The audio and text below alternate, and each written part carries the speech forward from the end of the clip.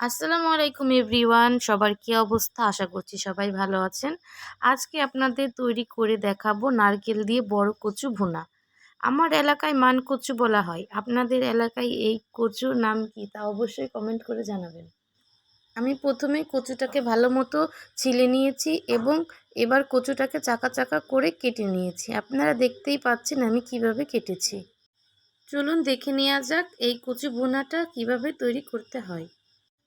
এর জন্য প্রথমেই কচুকে ভালোভাবে সিদ্ধ করে নিতে হবে। আমি প্রথমেই একটা হাঁড়িতে পরিমাণ মতো পানি নিয়ে নিয়েছি।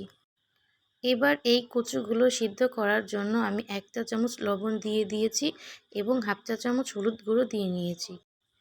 এবার এই কচুগুলোকে 70% সিদ্ধ করে নিতে হবে।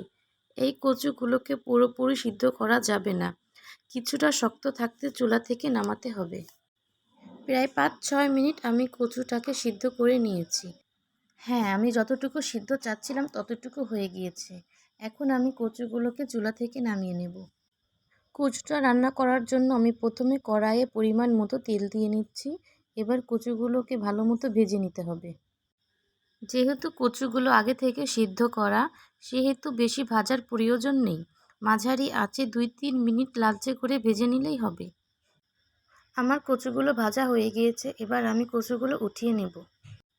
আমি কচুটা রান্না করার জন্য কড়াইয়ে সামান্য পরিমাণ তেল দিয়ে নিচ্ছি। এবার আমি গরম তেলে 3 টেবিল চামচ পেঁয়াজ বাটা দিয়ে নিচ্ছি ও 2 চা চামচ রসুন বাটা এবং 1 চা চামচ আদা বাটা অ্যাড করে নিচ্ছি। এবার কিছু কাঁচামরিচ কুচি অ্যাড করে দেব। এখন আমি গুঁড়ো মশলাগুলো অ্যাড করব। প্রথমেই দিয়ে দিচ্ছি 1 চা চামচ পরিমাণ হলুদ গুঁড়ো, আরও দিচ্ছি 1 চা চামচ পরিমাণ শুকনো মরিচ গুঁড়ো এবং 1 চা চামচ পরিমাণ জিরা গুঁড়ো।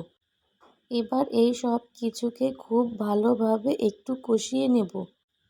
আমি মশলাটা কষানোর জন্য একটু পানি অ্যাড করছি, নাহলে কড়াইটা পুড়ে যাচ্ছিল।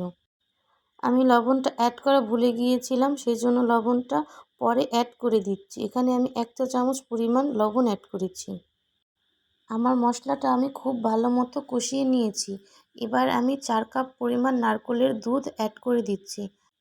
আমি এই রান্নাটায় কোনো প্রকার পানি ব্যবহার করব না। পুরো রান্নাটায় নারকেলের দুধ দিয়ে করব। আপনারা চেষ্টা করবেন এই রান্নাটায় নারকেল বাটা অথবা নারকেলের দুধ ব্যবহার করার।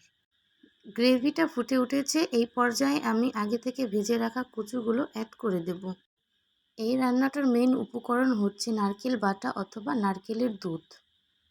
এটা দেওয়ার কারণে তরকারির স্বাদটা বহুগুণ বেড়ে যায়। তৈরি হয়ে গিয়েছে আমার মান কচু ভুনা অথবা বড় কচু ভুনা। দেখতে কত লোভনীয় লাগছে না? হ্যাঁ, খেতে অনেক সুস্বাদু হয়েছে।